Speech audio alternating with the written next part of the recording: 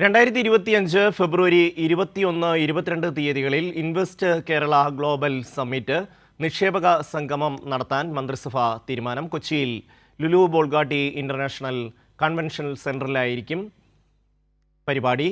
Suresh Raj Purohit, MR Ajith Kumar എന്നിവർക്ക് സ്ഥാനക്കയറ്റം നൽകാനും മന്ത്രിസഭ തീരുമാനിച്ചു. ഷീജ ചേരുന്നു. ഷീജ, എന്തൊക്കെയാണ് മന്ത്രിസഭ തീരുമാനങ്ങൾ?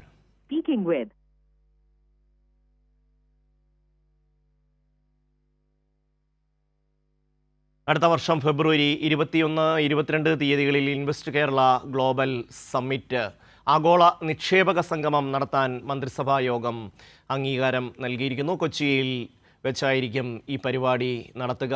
വിവിധ വകുപ്പുകളുടെയും സ്ഥാപനങ്ങളുടെയും സഹകരണത്തോടു കൂടിയായിരിക്കും പരിപാടി നടത്താനുള്ള തീരുമാനം. കേരളത്തിൻ്റെ വ്യാവസായിക പുരോഗതിക്ക് നിർണായകമായ പങ്ക് വഹിക്കാൻ കഴിയുന്ന തരത്തിലേക്ക് ഈ പരിപാടിയെ മാറ്റാനുള്ള തീരുമാനത്തിലാണ് സംസ്ഥാന സർക്കാർ. ആഗോളതലത്തിലുള്ള നിക്ഷേപക സംഗമമാണ് നടക്കാൻ പോകുന്നത്. ഷീജ ചേരുന്നു. ഷീജ, എന്തൊക്കെയാണ് മന്ത്രിസഭാ യോഗ തീരുമാനങ്ങൾ? തീർച്ചയായും ഷമ്മിയതലം നിർണായകമായിട്ടുള്ള തീരുമാനങ്ങൾ തന്നെയാണ് ഇന്നത്തെ മന്ത്രിസഭാ യോഗം കൈക്കൊണ്ടിരിക്കുന്നത്. ഏറ്റവും സുപ്രധാനപ്പെട്ട കാര്യം, നിക്ഷേപക സംഗമം ഫെബ്രുവരിയിൽ നടത്താൻ വേണ്ടി തീരുമാനിച്ചിരിക്കുന്നു. 2025 ഫെബ്രുവരി 21-22 തീയതികളിലായിരിക്കും ഈ ഇൻവെസ്റ്റ് കേരള ഗ്ലോബൽ സമ്മിറ്റ് എന്ന് പറയുന്ന നിക്ഷേപക സംഗമം നടത്തുക.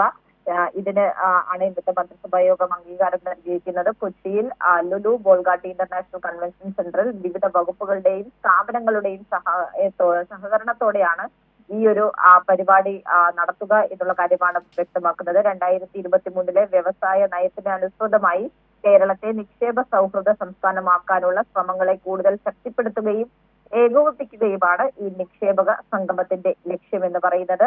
അതിനൊപ്പം തന്നെ മറ്റൊരു തീരുമാനം, ചെങ്കൽ ഖനനവുമായി ബന്ധപ്പെട്ടുകൊണ്ട് മിനറൽ കൺസഷൻ ചട്ടത്തിൽ ഭേദഗതി വരുത്താനുള്ള തീരുമാനവും എടുത്തിട്ടുണ്ട്.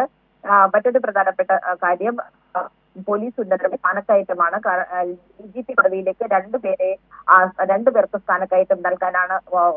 DGP പദവിയിലേക്ക് 2 പേർക്ക് സ്ഥാനക്കയറ്റം നൽകാനാണ് മന്ത്രിസഭാ യോഗത്തിന്റെ തീരുമാനം. ഷീജയാണ് വിവരങ്ങൾ നൽകിയത്.